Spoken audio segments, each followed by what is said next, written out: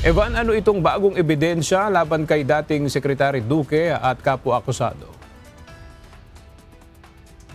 Hindi nagdetalye ang prosekusyon kung ano ang nature nitong mga bagong ebidensya na nais nilang ihain sa hukuman. Isa yan sa rason kung bakit nag-object muna itong defense team dahil para sa kanila, kailangan muna itong maberipika bago tuluyang matanggap itong mga bagong ebidensya na hawak ng prosecution team.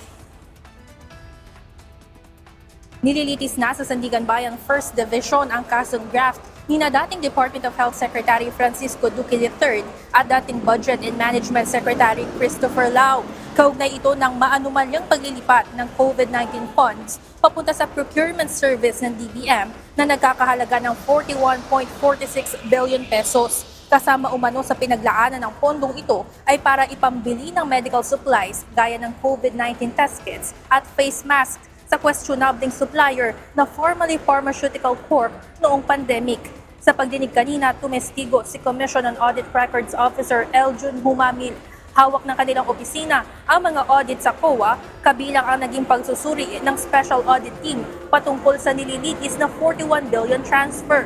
Ayon sa prosekusyon, nais silang magpresenta ng bagong ebidensya laban sa mga akusado dahil hindi agad ito naging available noong isinasagawa ang preliminary conference. Nag-object naman ang defense team dahil hindi pa nila alam ang nature nito at kailangan pa nilang dumaan sa pagsusuri.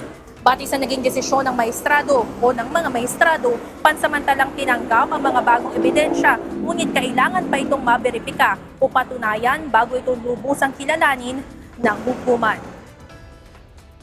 Aga ito pa lamang yung pangalawang beses na nililitis itong graft case sina dating Secretaries Duque at Lau na nagsimula noong June 8. Inaasahan naman na isasagawa yung susunod na trial sa darating na July 6.